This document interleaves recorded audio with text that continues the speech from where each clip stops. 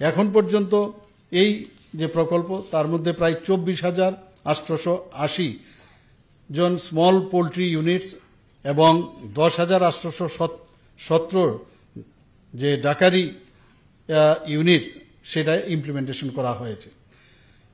আজকের তারিখ পর্যন্ত প্রায় 3,006 জন ফার্মার এই অ্যাসিস্ট্যান্স পেয়েছে। এখানে আরেকটা আপনার উপাদান আছে, সেটা হচ্ছে কাল্ভ গ্রোথ অ্যান্ড মিল স্কিম। সেখানে যারা আর্টিফিশিয়াল প্রজননের মাধ্যমে যারা মানে জন্ম নেওয়ার 3 থেকে 12 মাসের বয়সী যারা, সেখানে 5,400টি স্ত্রী বাছুর ও 600টি পুরুষ বাছুরকে এই প্রকল্পের আওতায় আনা হবে এবং এতে করে প্রায় 6,000 কৃষক এই প্রকল্পে বেনিফিশিয়ারি হিসাবে চিহ্নিত করা হবে। যারা আর্থিকভাবে দুর্বল সেই সব পরিবারের গবাদি পশু ও পাখির অস্বাভাবিক যদি কোনো কারণে মৃত্যু হয়, তাদের পরিবার পিছু একটু আগে মাননীয় মন্ত্রী বাহাদুর বলেছেন যে মানে যদি কোনো কারণে আগুন লাগে বা অন্যান্য কোনো কারণে যদি মারা যায় তাহলে তাদেরকে মানে 20,000 টাকা পর্যন্ত তাদের দেওয়া হবে।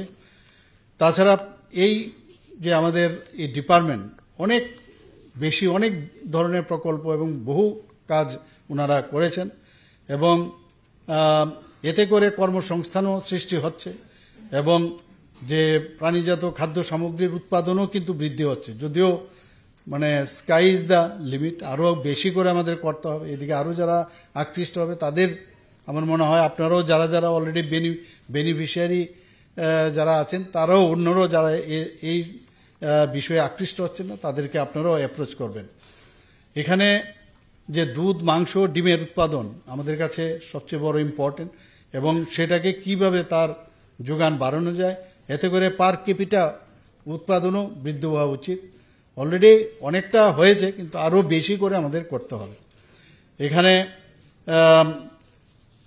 এই যে পশু পাখিদের টিকাকরণ, চিকিৎসা, তাছাড়া মানে রোগ প্রতিরোধমূলক ব্যবস্থা, এগুলোর বিষয়ে আমাদের এই ডিপার্টমেন্ট সেগুলো কাজ করে যাচ্ছে এবং প্রাণী সম্পদ বিকাশ দপ্তর সবসময় এদিকে নজর রেখেছেন। আমাদের এই সব চিকিৎসার জন্য ত্রিপুরাতে এখন পর্যন্ত প্রায় 16টি ভেটেরিনারি হাসপাতাল আছে, প্রায় 65 ভেটেরিনারি ডিসপেন্সারি আছে, 460 ভেটেরিনারি সাব সেন্টার রয়েছে। এখন দেখা যায় অনেক সময় যখন এই ধরনের পশু বা যারা পাখিগুলোর যদি কোনো সমস্যা হয় তাদের হসপিটালে নিয়ে যেতে অনেক সময় রাস্তার মধ্যেই মারা যায় বা অনেক সমস্যা হয়। তার জন্য প্রায় 13টির মতো মোবাইল ভেটেরিনারি ইউনিট চালু করা হয়েছে। আমাকে মাননীয় মন্ত্রী বাহাদুর এবং দপ্তর থেকেও আমাকে বলা হয়েছিল, এতে করে কল সেন্টার থেকে যদি তাদের সাথে যোগাযোগ করা যায় ইমিডিয়েটলি এই যে 13টি মোবাইল ভেটেরিনারি ইউনিট চালু করা হয়েছে একদম দরজায় গোড়ায় পৌঁছে যাবে। এতে করে মৃত্যুর মুখ থেকে অধিকাংশ ক্ষেত্রে পশু পাখিগুলো মৃত্যুর হাত থেকে বাঁচতে পারে। তাছাড়া এই যে ডিপার্টমেন্ট সেখানে দেখা গেছে এখন মডার্ন মলিকুলার ডায়াগনস্টিক ফ্যাসিলিটিসেরও ব্যবস্থা সেই সব হসপিটালগুলোতে রাখা হয়েছে। তাতে করে যেসব জেনেটিক এবং লাইভলিস্টক ডিজিজগুলো আছে এবং মলিকুলার এবং এলিসা যে টেকনোলজি সেগুলো ব্যবহার করেও ডিজিজকে আগের থেকে চিহ্নিত করা যায় এবং কীভাবে বাঁচানো যায় সেই কাজটা ওনারা করছেন। এর মধ্যে আমাদের দেখা গেছে যে এই ডিপার্টমেন্ট প্রায় 13,030টি পোলট্রির ইউনিট এবং 4,402টি ক্ষুদ্র আকারের হাঁস পালন কেন্দ্র এর মধ্যে খুলেছেন। তাছাড়া এই প্রকল্পে 2023-24 অর্থ বছরে মুখ্যমন্ত্রী প্রাণী পালক সম্মান নিধি গবাদি প্রাণী পালন উন্নয়ন কর্মসূচির অধীনে আর্থিক সহায়তা প্রকল্প চালু করা হয়েছে। আমাদের স্টেট গভর্নমেন্ট যাতে সাস্টেনেবল গ্রোথ থাকে তার জন্য প্রায় যে প্রোডাকশন লেভেল যেটা অলরেডি এস্টিমেট করা হয়েছে প্রায় 2,47,310 metric ton in the milk sector এবং 59,700 metric ton in the meat sector এবং 35.96 crore in the egg sector. আমি অত্যন্ত আনন্দিত এই কথাটা বলতে যে মুখ্যমন্ত্রী উন্নত গোধন প্রকল্প আপনারা জানেন আমাদের সরকার আসার পর থেকে সেটাও চলছে, যে আর্টিফিশিয়াল সেক্স সর্টেড সেমেন দিয়ে যাতে বেশি করে স্ত্রী বাছুর প্রোডাকশন করা যায় সেই দিশায় কাজ করছে। এখন পর্যন্ত প্রায় 2,56,030টি আর্টিফিশিয়াল ইনসেমিনেশন এখন পর্যন্ত দেওয়া হয়েছে। তাতে করে 54,852টি কাপস মানে জন্ম নিয়েছে। এর মধ্যে মানে 46,461 হচ্ছে ফিমেলস।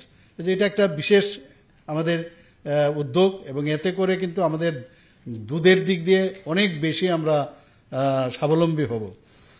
এই গোকুল গ্রামস আন্ডার রাষ্ট্রীয় গোকুল মিশনে 10টা ভিলেজের মতো আইডেন্টিফাই করা হয়েছে।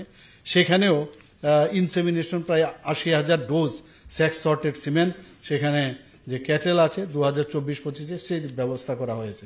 সব দিক দিয়ে বিচার করলে আমরা যা দেখছি এই ডিপার্টমেন্ট অনেক উন্নত ধরনের চিকিৎসা ব্যবস্থা এবং আর্থিকভাবে যদি কোনো সমস্যা হয় সমস্ত কৃষকদেরকে দেখে রাখা, সাহায্য করা, সেই ব্যবস্থা করা হয়েছে। এবং আমি আশা করি এতে করে আমাদের ত্রিপুরা রাজ্যের যে জিডিপি রেট আরও অনেক বেশি বাড়বে এবং আর্থিকভাবে সমস্ত গ্রামে বিশেষ করে আমাদের মা বোনেরা যারা আছেন, একটু আগে আমাদের মাননীয় মন্ত্রীও বলেছেন নতুন প্রকল্প উনি আনছেন মহিলাদেরকে নিয়ে। আমি আশা করি ত্রিপুরা রাজ্যের যে এক ত্রিপুরা শ্রেষ্ঠ ত্রিপুরা তৈরি করার জন্য আমরা যে চিন্তা ভাবনা করছি সেটা সম্ভব হবে। এবং আমি আবার বলবো এই ডিপার্টমেন্টের গুরুত্ব কিন্তু সাংঘাতিক, অপরিসীম, এবং তার যে বিভিন্ন ধরনের যে চিন্তা ভাবনা মাননীয় প্রধানমন্ত্রীজিও সেই পশুপালন কৃষকদের জন্য যেভাবে চিন্তা ভাবনা করছেন, ত্রিপুরা সরকারও সেই দিকে কাজকর্ম করছে। এখানে উপস্থিত সমস্ত যারা কৃষকরা আছেন, মঞ্চেও যারা আছেন, আধিকারিকরা যারা আছেন, অফিসিয়াল, সবাইকে আমি হার্দিক অভিনন্দন জানিয়ে আমার বক্তব্য শেষ করছি। নমস্কার, জয় হিন্দ।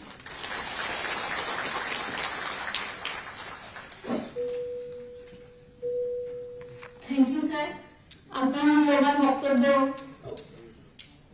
আমরা মূল্যবান বক্তব্য শেষ করলাম এখানে। এরপর আমরা আমাদের আজকে